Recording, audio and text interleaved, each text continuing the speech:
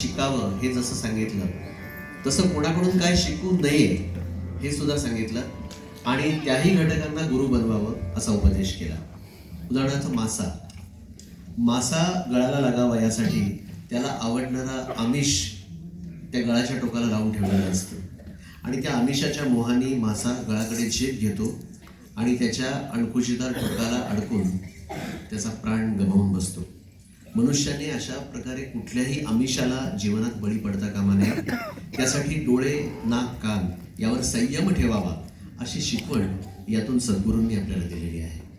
पण ह्या पंच ज्ञानेंद्रियांवर संयम राखायचा तसं जरा कठीणच आहे नाही का. पण त्यासाठी एक सोपी युक्ती आपल्याला सांगितलेली आहे, ती म्हणजे दत्ताचं दर्शन करावं. दत्त ह्याचा अर्थच मुळी असा आहे की आपल्यात देव आहे याची जाणीव आपण करायची. जो अहम धुतो तो अवधूत आणि दिक अंबर म्हणजे दिशा हेच त्याचं वस्त्र आहे असा सर्वव्यापी देव म्हणजे आपले श्री दत्तगुरू. तेव्हा त्याचं दर्शन घेण्यासाठी आता आपण सगळेच जाणार आहोत आणि आपल्याला दर्शनाला घेऊन जाते आदिती प्रभुदेसाई. झुंज या चित्रपटातलं हे प्रसिद्ध असं भजन आहे आणि या भजनाची निर्मिती कथा सुद्धा तितकीच रंजक आहे. म्हणजे या चित्रपटाचं शूटिंग पन्हाळ्यावरती चालू होतं आणि रात्री उशिरा शूटिंग आटोपून शांताराम बापू कोल्हापूरकडे येत होते आणि वाटेमध्ये एका ठिकाणी त्यांना भजनाचे सूर कानावर पडले. त्यांनी ड्रायव्हरला गाडी त्या आवाजाच्या दिशेने न्यायला सांगितली आणि ते ठिकाण होतं उत्तरेश्वर दत्त मंदिर. तर त्या दत्त मंदिरामध्ये एक भजन चाललेलं होतं आणि ते बापूंना विलक्षण भावलं. ते त्या ठिकाणी पोहोचले तेव्हा भजन अगदी रंगात आलेलं होतं.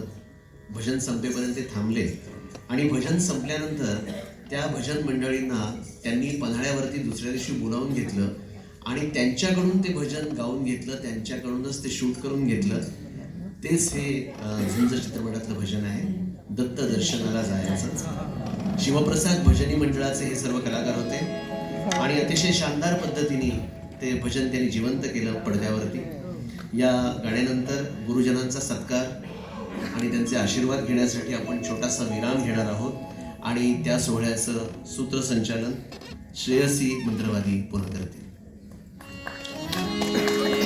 हे माझे पत्र त्या धन्याला वैकुंठवासी राहतो तयाला आणि पत्राचा मजकूर वाचून पाहिला भक्त संकटी